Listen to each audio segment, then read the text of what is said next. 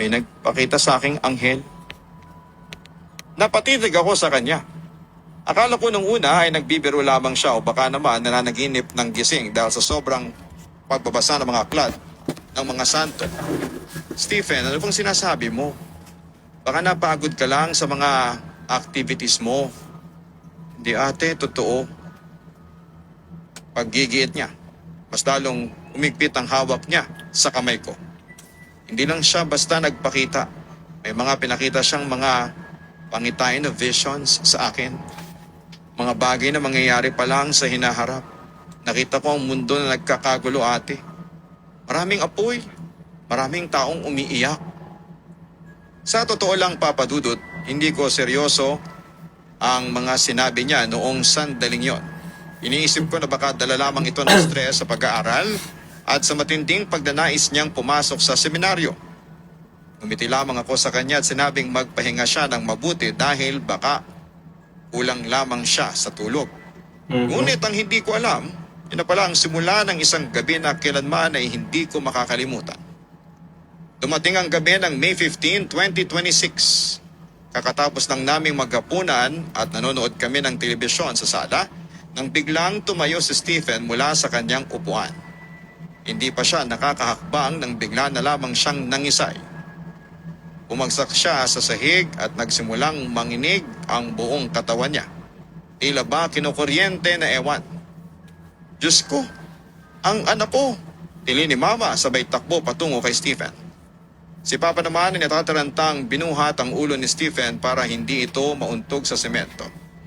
Stephen! Stephen, narinig mo ba ako? Sigaw ni Papa, ngunit walang sagot ang kapatid ko. Patuloy lamang ang kanyang pangingisay at lumalabas na ang kaunting bula sa kanyang bibig. Natakot ako ng husto. Ang buong akala ko ay inaatake na siya ng epilepsy o kung anong seryosong sakit sa utak. Tumawag agad ako ng ambulansya gamit ang aking cellphone ngunit bago pa man makarating ang tulong. Biglang huminto ang kanyang pangingisay. Nakahinga kami ng maluwag. Sa pag-aakalang tapos na ang krisis, tandang iminulat ni Stephen ang kanyang mga mata. Ngunit imbes na mapayapa ang aming kalooban ay napasigaw si Mama sa takot. Napatris din si Papa. Ang mga mata ni Stephen, ang buong cornea at pupil niya ay naging purong puti na. Walang kahit anong itim na natira. Para siyang bulag. Ngunit kitang-kita mong nakatitig siya sa amin. Dahan-dahan siyang bumangon mula sa sahig at sa paraan ng pagbangon niya ay hindi tulad ng normal na tao. Tuwid na tuwid ang kanyang katawan. Tila ba may humihila sa kanya pataas. Sino ka? Anong ginagawa mo sa anak ko? Sigaw ni Papa habang pilit na itinataas ang isang krusipihiyo na kinuha niya mula sa altar. Agad naming na-realize sa sinasapian si Stephen. Naririnig ko ang kwento tungkol sa mga sinasapian sa aming lalawigan na kadalasan ay sumisigaw ng masasamang salita. Nagwawala at nanggagaling sa ilalim ng lupa ang kalaban. Na tila ba nangangailangan ng 5 tao para pigilan dahil sa kakaibang lakas. Kaya naman habang umiiyak si Mama sa isang sulok at nagdarasal, patakbo akong lumabas ng bahay para pumunta sa pinakamalapit na simbahan. Humingi ako ng tulong sa aming kura paroko, si Father Gabriel. Mabuti na lamang at gising pa si Father Gabriel at agad siyang sumama sa akin pabalik sa aming bahay. Dalang kanyang banal na langis, estola at ang aklat ng exorcism. Pagpasok namin sa bahay, inihanda ko ang aking sarili sa isang magulong eksena. Inisip ko na baka sinisira na ng masamang espiritu ang aming mga gamit o baka sinasaktan na nito si Mama at si Papa. Ngunit laking gulat namin, pati ni Father Gabriel, sa aming nadatnan. Kakaiba si Stephen sa lahat ng mga kwento ng sinasapian na narinig ko na. Walang gulo, walang sigawan at walang karahasan. Si Stephen ay tahimik lamang na nakaluhod sa harapan ng aming malaking krusipihiyo sa sala. Ang kanyang mga kamay ay magkadikit at tila ba taimtim na nagdarasal. Ang kanyang mga puting mata ay nakatingin ng diretso sa imahe ni Kristo. Kalmado lamang siya at hindi gumagawa ng anumang ingay at hindi rin siya nakakatakot tignan sa kabila ng kakaiba niyang mga mata. Ang pinaka-weird sa lahat, Papa Dudut, ay ang nararamdaman namin sa loob ng bahay.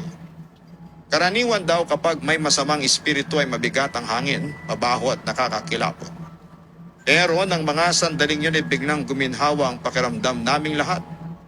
Nawala ang takot sa dibdib ko at maging si Mama ay napatigil sa pag-iyak dahil naramdaman niya ang isang kakaibang kapayapaan na bumabalot sa buong sala. Para kaming pumasok sa loob ng isang napakatahimik na katedral sa gitna ng kaguluhan. Lumapit si Father Gabriel kay Stephen. Winisikan ito ng benditang tubig at nagsimulang magbasa ng mga panalangin sa Latin. Sa ngalan ni Jesus, nag-uutos ako sa iyo. Sabihin mo sa akin kung sino ka at bakit mo pinasukan ang katawan ng kabataang ito.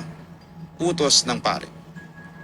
Lumingon si Stephen kay Father Gabriel, walang galit sa kanyang mukha kundi isang ekspresyon ng wagas na kapayapaan. Ngumiti lamang ang nilalang na nasa loob ng katawan ng kapatid ko, ngunit hindi siya nagsasalita. Patuloy lamang siya sa pagluhod at pagdarasal. Ilang beses pang sumubok si Father Gabriel, ngunit hindi talaga nagbago ang reaksyon ng nilalang. Walang kahit na anong palatandaan ng demonyo, walang galit sa banal na tubig at walang pag-ungol laban sa krus. Dahil hindi naman mapanganib ang sitwasyon at hindi rin nagpapakilala ang nilalang. Naguguluhang nagpaalam na lamang si Father Gabriel pagkalipas ng ilang oras. Hindi ko alam kung ano ito. Sabi ng pare sa amin bago umalis. Hindi ito masamang espiritu. Mag-ingat kayo at patuloy nating ipagdasal si Stephen. Naiwan kaming tatlo ni na Mama at Papa na nakatitig kay Stephen. Hanggang sa mga oras na yon ay nananatiling nakaluhod sa harapan ng altar. Kinabukasan nanatili pa rin ang nilalang sa katawan ni Stephen. Hindi siya kumakain, hindi natutulog, ngunit hindi rin naman siya nangihina. Nanatili lamang siyang nakaupo at nakaluhod sa sala. Nakatitig sa kawalan gamit ang kanyang purong puting mga mata. Umalis muna sina Mama at Papa para bumili ng ilang mga kailangan sa butika at humingi muli ng payo sa ibang mga eksperto. Kaya naiwan akong mag-isa kasama ang aking kapatid. O kung sino man ang gumagamit sa katawan niya. Habang nagwawalis ako sa sala, malapit sa kinakaroonan niya ay biglang nagsalita si Stephen. Ang boses niya ay boses pa rin ng kapatid ko pero may kakaibang echo at otoridad na tila ba nanggagaling sa isang napakalawak na espasyo. Nela, tawag niya sa pangalan ko. Nabitawan ko ang hawak kong walis at dahan-dahang umarap sa kanya. Sino ka? Ano ang kailangan mo sa kapatid ko? Pautal-utal ko pang tanong. Huwag kang matakot, anak ng lupa, sagot niya. Habang dahan-dahang tumatayo at tumalapit sa akin. Ako ay si Metatron, ang tagatala sa langit, ang boses na naghahatid ng kalooban ng lumikha. Pinasukan ko ang katawan ng iyong kapatid dahil siya ay may dalisay na puso. Isang karapat-dapat na sisidlan para sa mensaheng dapat marinig ng mundong ito. Hindi ako makapagsalita sa totoo lang. Noong ko lang narinig ang pangalan na yon. Sa Biblia kasi ang alam ko ay 4 lang na anghel ang binabanggit. Sina Arkanghel Michael, Arkanghel Gabriel, Arkanghel Rafael at si Lucifer. Kaya aaminin kong nagulat at na-curious ako dahil may nilalang pala na Metatron ng pangalan. Kumuha ka ng papel at panulat nila. Utos niya sa akin habang tinuturo ang aking lamesa sa kusina. Isulat mo ang lahat ng aking mga sasabihin. Kailangan itong malaman ng sangkatauhan bago sumapit ang taktang panahon. Parang may sariling isipan ng aking mga paa. Lumakad ako patungo sa aking bag, kumuha ng isang makapal na notebook at ballpen. At bumalik na sa sala. Naupo ako sa sahig habang si Metatron na gumagamit ng katawan ni Stephen ay nagsimulang maglakad-lakad sa loob ng bahay. Ang mga sasabihin ko sa iyo ay mga pangyayari sa hinaharap. Panimula pa niya. Habang ang kanyang mga puting mata ay nakatitig lamang sa bintana na tila ba nakikita ang buong mundo mula roon. Ngunit huwag mong iisipin na ang mga ito ay mga hula o predictions lamang. Para sa amin sa itaas, ang mga ito ay hindi hula. Ang mga ito ay mga plano na nakatala na sa libro ng tadhana. Huminga ako ng malalim, inihanda ang aking ballpen at nagsimulang magsulat na. Makinig kang mabuti, wika ni Metatron. Malapit na ang paghuhukom ng Diyos sa mundong ito. Ang takdang panahon ay magsisimula sa September 1, 2026 at magpapatuloy hanggang sa September 1, 2030. Sa loob ng 4 na taong ito, dadaan ang mundo sa isang matinding paglilinis at ang lahat ay magsisimula sa lalong madaling panahon. Nanginginig ang kamay ko habang sinusulat ang mga petsang yon. September 1, 2026. Ilang buwan na lamang mula sa mga oras na yon. Ang takot na nawala kagabi ay biglang bumalik. Hindi dahil sa nilalang na nasa harapan ko, kundi dahil sa bigat ng mga salitang lumalabas sa kanyang bibig, Papa Dudut. Saan magsisimula ang lahat? Tanong ko habang nakatitig sa aking notebook. Magsisimula ang apocalypse sa isang malaking hudyat. Isang malaking pagsabog ang magaganap sa pagitan ng Europe at Middle East. Sagot pa ni Matatron, habang ang boses niya ay nagiging mas seryoso. Hindi ko sasabihin sa iyo ang eksaktong lugar, ngunit sasabihin mo sa kanila na bantayang mabuti ang Malta, Beirut, Istanbul at Cyprus. Ang rehiyong yan ay makakaranas ng isang matinding trahedya. May kinalaman ba ito sa giyera? Tanong kong muli. Naalala ko ang mga balita tungkol sa mga tensyon sa pagitan ng mga bansa. Hindi, tugon niya, habang umiiling ang ulo ni Stephen. Hindi ito pagsabog na nagmula sa giyera o sa anumang bomba ng militar. Isa itong napakalaking aksidente. Isang trahedya na sanhi ng kapabayaan ng tao at ng kalikasan. Ngunit ito ang magiging mitya upang magising ang mga bansa sa paparating na dilim. Huminto siya sandali. Lumapit sa aming radyo na nasa ibabaw ng refrigerator at hinawakan pa ito. May isa pang hudyat na hindi gaanong mapapansin ng mga tao ngunit magdadala ng sumpa sa kanilang mga kaluluwa. Patuloy ni Matatron. Isang awitin o kanta ang ilalabas sa mundo sa pagitan ng Marso o Abril ng taong 2027. Ang kantang ito ay may sa demonyo. May mga nakatagong frequency at mensahe rito na magbubukas ng pintuan ng isipan ng mga kabataan upang yakapin ang kadiliman. Sa sandaling sumikat ang kantang ito at kantahin ng marami, mas lalong bibilis ang pagbaba ng moralidad ng mga tao. Naramdaman ko ang pagtindig ng aking balahibo. Isang kanta? Sa panahon ngayon na mabilis kumalat ang mga musika sa internet, napakadaling maapektuhan ng buong mundo. Kasabay nito, wika pa niya, lalong lalala ang politika sa iba't ibang mga bansa. Ang mga pinuno na inaasahang magpapanatili ng kapayapaan ang siyang mismong magpapasimula ng mga hidwaan. Kabi-kabilang gulo ang masasaksihan ng mundo sa mga telebisyon at social media. Ang mga protesta sa mga lansangan ay hindi na magiging mapayapa. Marami ang mauwi sa karahasan, patayan at anarkiya. Walang bansang makakaligtas sa politikal na kaguluhang ito. Mabilis ang paggalaw ng aking kamay at pilit na sinusulat ang bawat detalye, Papa Dudut. Napatingin ako kay Stephen at nakikita kong may kaunting pawis na lumalabas sa kanyang noo. Ngunit nananatiling blanco at puti ang kanyang mga mata. Halatang nahihirapan ang katawan niya pero patuloy pa rin ang pagdaloy ng kapangyarihan ng anghel sa kanya. Pagdating ng taong 2027, patuloy pa ni Matatron habang lumalakad patungo sa aming crucifix. Isang malaking trahedya ang yayanig sa simbahang Katolika. Ang Santo Papa na tinutukoy sa Third Secret ng Fatima. Ang lihim na matagal nang iniingatan ng Vatican ngunit hindi lubos na nauunawaan ng marami. Isang malubhang pangyayari ang magaganap sa kanya na magiging mitya ng isang pandaigdigang krisis. Anong mangyayari sa Santo Papa? Tanong ko at medyo kinakabahan para sa kaligtasan ng pinuno ng aming simbahan. Ang pangyayaring yon ang maghuhudyat sa isang malaking gyerang pangrelihiyon. Direktang sagot pa ni Matatron. Hindi lang ito magiging labanan ng mga bansa dahil sa teritoryo o langis, kundi labanan ng pananalig at paniniwala. Ang gyerang pangrelihiyong ito ay mabilis na lalala at pwedeng mauwi sa ikatlong digmaang pandaigdig sa kalagitnaan ng taong 2027 o sa pagpasok ng 2028. Ang mga lungsod na dati ay sentro ng kultura at relihiyon ay magiging abo dahil sa makabagong armas. Okay po. So, una, hindi ko alam kung mga tunay na pangyayari ba yung kinukwento dito sa channel ni Papa Dudut. Siyempre, may mga sender lang siya at binabasa niya lang yung mga kwento. So, hindi ko alam kung mga tunay na pangyayari ba yan. Pangalawa, panoorin nyo na lang yung buong video. Halos 1 oras yun, so sobrang haba. Kaya hindi na natin papanoorin ng buo.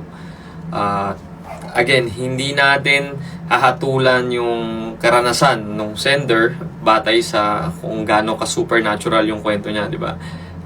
Approach natin to batay sa salita ng Diyos. So, doon tayo sa main or core nung kwento. Okay, nakakita siya ng anghel.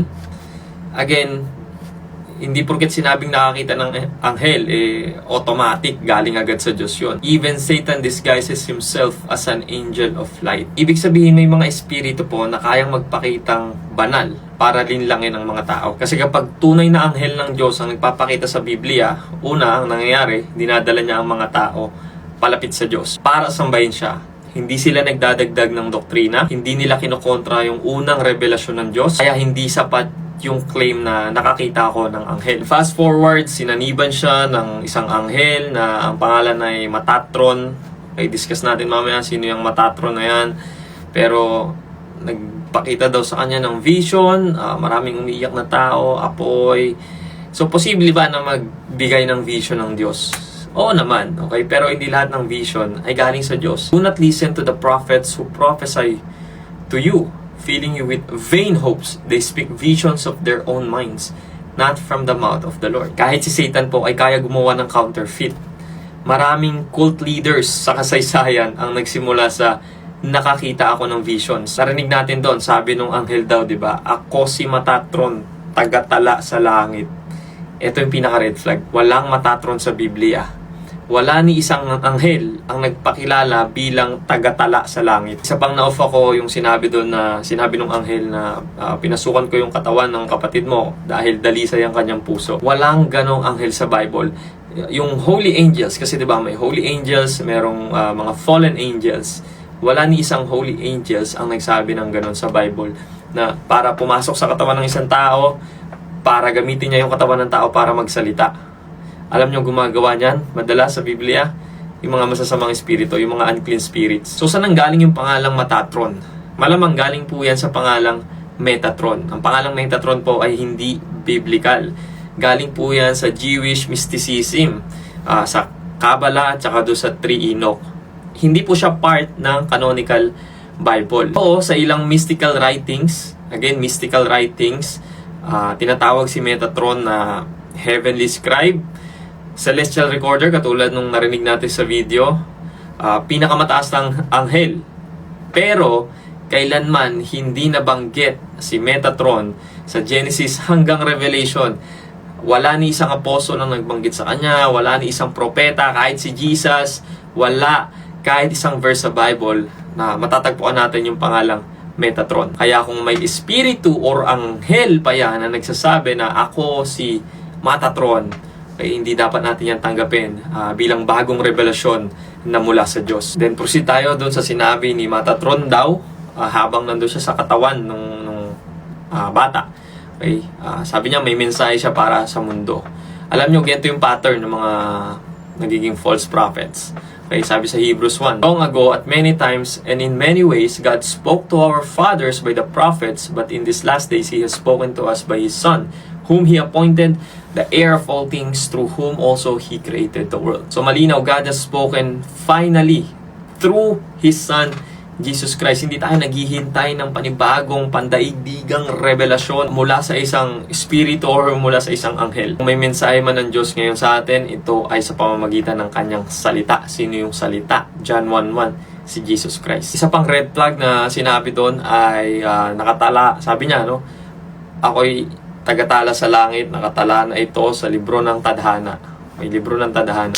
Sa Bible, merong book of life, pero walang libro ng tadhana. Isa pang red flag, ito pinakamadaling itest. Ang paghuhukom daw ay magsisimula sa September 1. So, ilang buwan na lang yon. August, 2 months na lang. Sa September 1, 2026 hanggang September 1, 2030. Okay, sinabi ni Jesus, but concerning that day and hour, no one knows, not even the angels of heaven. Sabi niya, anghel siya, di ba?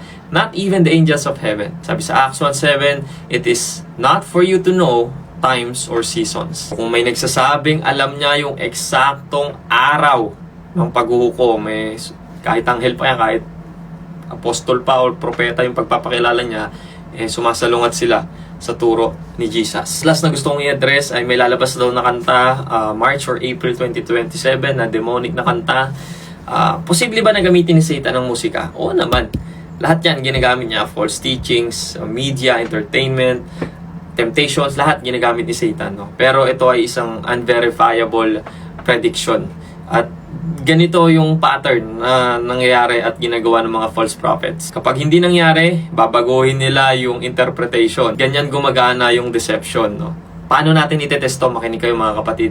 Napakasimple. Deuteronomy 18. When a prophet speaks in the name of the Lord, if the word does not come to pass, that is a word the Lord has not spoken. Napakalinaw at marami ngayong nagpe-predict na mangyayari sa future ng uhula, di ba? May ilang tumatama. Pero kahit isa lang ang hindi nangyari sa sinabi nila, hindi yan galing sa Diyos. Kahit 1,000 beses sila tumama, sumablay lang ng isa, hindi sila galing sa Diyos. So be careful. Kaya abangan nyo sa September 1. Kapag di nangyari yan, alam nyo na. Ganun kasimple yung biblical test. Bilang mga Kristiyano, hindi dapat tayo nabibighani sa mga dramatic na karanasan.